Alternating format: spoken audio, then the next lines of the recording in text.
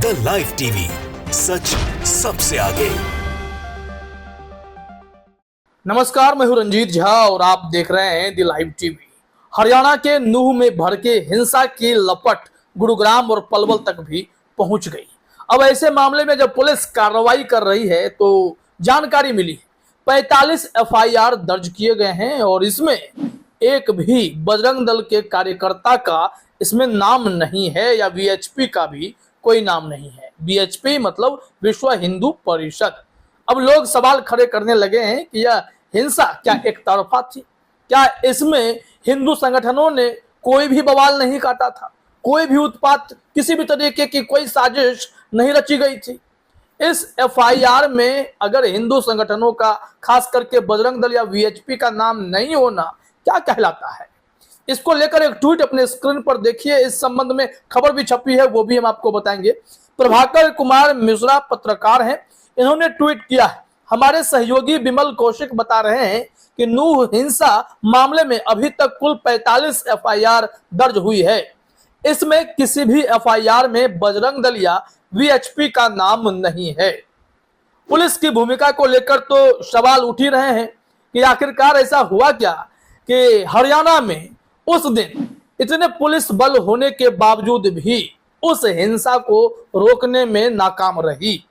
जानकारी इसको लेकर भी आई कि वहां पर जो एसपी साहब जिनकी जिम्मेदारी थी वो छुट्टी पर चले गए थे और चार्ज किसी और एसपी के जिम्मे था और उस वक्त वो उस इलाके में ही मौजूद नहीं थे। ये भी हम आपको जानकारी देंगे। दैनिक भास्कर ने यह एक्सक्लूसिव रिपोर्ट दी है।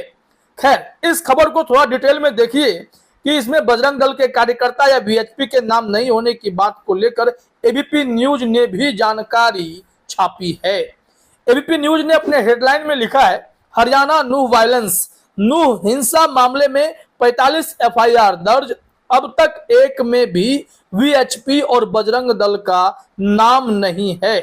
इसमें खबर में क्या कुछ कहा गया है जरा समझिए, क्योंकि अचानक से जो यह हिंसा भड़की, इतनी बड़ी प्लानिंग की गई थी, इतने बड़े शोभा यात्रा निकाले जाने की बात थी, ऐसे में लापरवाही किस ओर से हुई? यह प्रशासनिक लापरवाही थी क्या? क्योंकि सीआईडी इंस्पेक्टर ने जो जानकारी दी कि उन्होंने एक सप्ताह पहले इन बातों का इनपुट हरियाणा सरकार तक पहुंचा रखा था कि ऐसा कुछ हो सकता है, तलवारबाजी हो सकती है, नारेबाजी हो सकती है, भीड़ अधिक संख्या में आ सकती है। इन सब के बावजूद पुलिस ने इस मामले को सीरियसली नहीं लिया।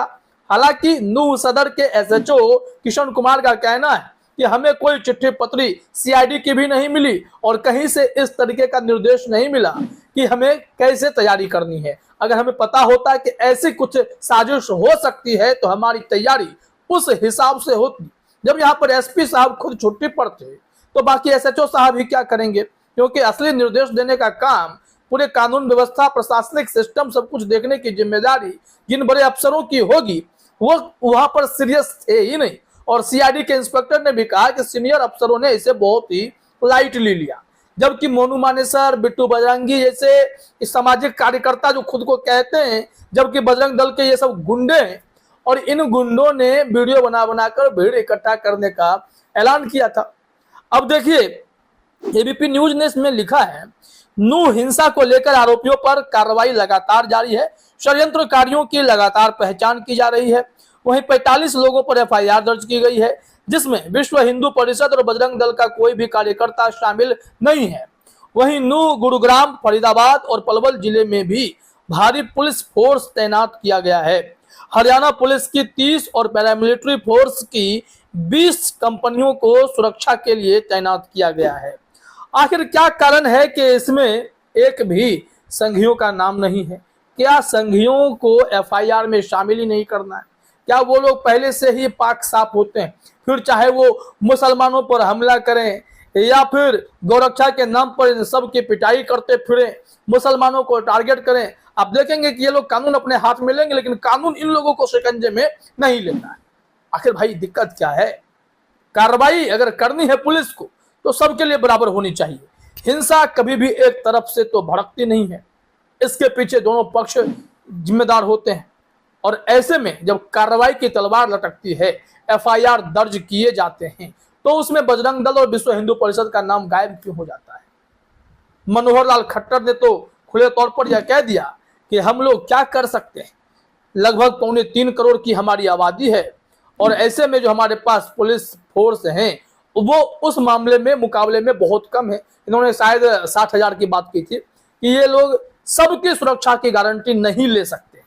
एक मुख्यमंत्री अगर ऐसी भाषा का प्रयोग कर रहा है, ऐसी निगेटिव बातें कर रहा है, जो अपने राज्य की सुरक्षा नहीं कर सकता, जो अपने सिस्टम के सहारे जनता के लिए काम नहीं कर सकता, फिर उस मुख्यमंत्री को चुनाव में जितवाना ये भी जनता ही सोच रही होगी कि आगे क्या करना है। क्योंकि सवाल तो लोग पूछेंगे ना, मुख्यमंत्री बहानेबाजी के लिए तो हो नहीं सकते। ऐसे में जब यह हिंसा भड़की है, इसके पीछे असली गुनहगार कौन है? क्योंकि सीएम और डिप्टी सीएम का बयान दोनों विरोधाभासी हैं। तमाम ऐसे सवाल तो उठने ही लगते हैं कि अगर डिप्टी सीएम यह कहे कि प्रशासनिक तैयारियां इसलिए नहीं हो पाई क्योंकि स्थानीय पुलिस को जानकारी नहीं दी गई थी कितनी भीड़ आने वाली है या ऐसा कोई इनपुट है, जबकि सीआईडी का कहना है कि हमने हरियाणा सरकार को पूरा इनपुट दे रखा था, और दूसरी तरफ मुख्यमंत्री का कहना है कि इसमें कोई बड़ी साजिश काम कर रही थी, साजिश की गई ऐसी यात्राएं हर साल निकलती हैं। जब सब कुछ सबको पता था कि इन्हें पता था कि यात्राएं निकलती रहती हैं और उन्हें पता था कि पुलिस को इन्फॉर्मेशन नहीं है, सीआईडी का कहना है कि हमने इन्फॉर्मेशन दे दिया है। कौन सच बोल रहा है, कौन झूठ बोल रहा है? मुख्यमंत्री जी इन सब के बावजूद सब कुछ क्या आंख मूंद कर देखते रहे, या फिर उनका प्रशासनिक तंत्र जो है वो भी इस तरीके से इग्नोर करता रहा चीजों को कि चलिए शोभा यात्रा ही है, क्या होगा, या निकाल लेंगे, हर साल निकाल लेते हैं।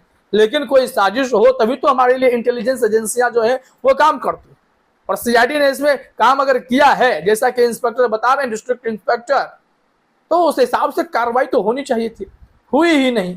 अब बात पुलिस की अगर करें तो यहाँ भी जानकारी यह आई है कि पुलिस में उस वक्त जिस दिन घटना घटी थी एसपी साहब छुट्टी पर चले गए थे, और जो 900 जवान कहाँ थे उस एरिया के, ये भी सवाल था। और पूछा गया तो कहना हुआ कि 100 जवान तो तैनात थे, लेकिन हो सकता है कि शोभा यात्रा के दौरान इधर उधर चले गए होंगे, छिटपुट हो गए होंगे। इस तरीके से हल्की फुल्की बयानबाजी तक की जा रही है। आइए जरा देखते हैं कि दैनिक भास्कर ने इस संबंध में क्या रिपोर्ट दी है। दैनिक भास्कर का यह हेडलाइन आप देखिए, इसमें लिखा हुआ है 6 घंटे तक जलता रहा नूह, कहां थे 900 पुलिस वाले? एसपी बोले मंदिर में तैनात थे 100 जवान, इधर उधर हो गए होंगे। खबर में क्या कहा गया है जरा ये देखिए। हरियाणा के नूह में 6 घंटे तक दंगा होता रहा, दोनों समुदायों की तरफ से फायरिंग हुई, 150 गाड़ियां जलाई गई, 5 लोग मारे गए। अब खैर संख्या बढ़ रही है, 7 लोगों की संख्या हो गई है, लेकिन इस दौरान पुलिस कहां थी? दैनिक भास्कर ने छानबीन की तो पता चला कि नूह के एसपी वरुण सिंघला छुट्टी पर थे, उनका चार्ज पलवल के एसपी लोकेंद्र सिंह के पास था। हिंसा भड़की तब वे 35 किलोमीटर दूर पलवल में थे। अब बताइए कि जब एसपी साहब उस दिन इतने बड़े आयोजन के दौरान वहां मौजूद नहीं थे जिन्हें प्रभार दिया गया था, और वो छुट्टी पर क्यों गए थे? क्या यह मौका था? अगर इतनी गंभीरता दिखाई गई होती जैसा कि सीआईडी ने इनपुट दिया तो एसपी साहब को तो ड्यूटी फर्स्ट वाली बात होगी ना। कैसे वो छुट्टी मार सकते हैं और कैसे ये 100 जवान मंदिर में इधर उधर जा सकते हैं? क्या ये सब कुछ प्लान्ड था क्या? तमाम ऐसे सवाल तो खड़े हो जाते हैं, लेकिन इसका जवाब दे तो भाई दे कौन? इस तरीके से यह समझ में आ रहा है एफआईआर भी दर्ज अगर की जा रही है तो क्या यह लिपापोती करने के लिए दर्ज की जा रही है? क्योंकि इसमें संघियों का नाम ही हटा दिया गया है। बजरंग दल के कार्यकर्ताओं का, वीएचपी के कार्यकर्ताओं का अगर इसमें नाम नहीं दिया जा रहा है तो क्या हिंसा करने वाले सिर्फ और सिर्फ उत्पाती गैंग में कौन थे? क्या इसको लेकर पुलिस खुलासा करेगी? अगर इतने लोगों में बजरंग दल के कार्यकर्ता का नाम नहीं है तो फिर किसका नाम होना चाहिए था? इस सवाल का जवाब भी तो तलाशना पड़ेगा। फिलहाल इस वीडियो में इतना ही। आप सभी का हमसे जुड़ने के लिए बहुत बहुत धन्यवाद। द लाइव टीवी, सच सबसे आगे।